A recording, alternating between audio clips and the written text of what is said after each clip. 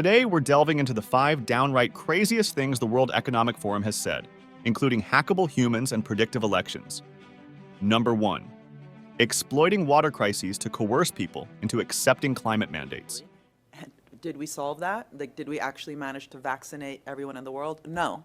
So highlighting water as a global commons and what it means to work together and see it both out of that kind of global commons perspective, but also the self-interest perspective, because it does have that parallel.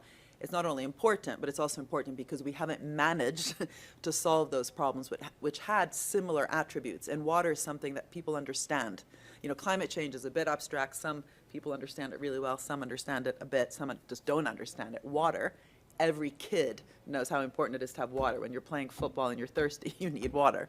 So there's also something about really getting citizen engagement around this and really, in some ways, experimenting with this notion of the common good. Can we actually deliver this time in ways that we have failed miserably other times? And hopefully we won't keep failing on the other things, but anyway. Number 2, George Soros bluntly stating, "I'm here to make money regardless of social consequences." Soros says the Asian currencies would have collapsed even if he hadn't been in the market. They were overvalued. He says people tend to follow his lead because he's been so successful. I think that I've been blamed for everything. I am basically there to make money. I cannot and do not look at the social consequences of what I do. Number 3, Klaus Schwab expressing a desire for predictive elections. Digital technologies mainly have an analytical power. Now we go into a predictive power, and we have seen the first examples, and your company very much involved into it. But then the next step could be to go into a prescriptive mode, which means you do not even have to have elections anymore because you can already predict, and afterwards you can say, why do we need elections?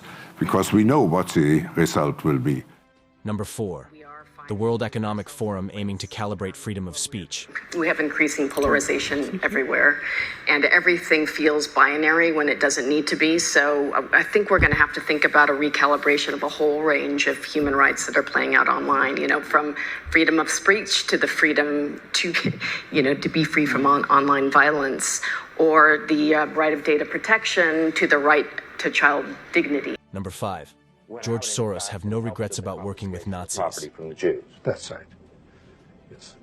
I mean, that sounds like an experience that would send lots of people to the psychiatric couch for many, many years. Was it difficult? Not at all. Not at all. Maybe as a child you don't see the connection. But it created no problem at all. No feeling of guilt? No.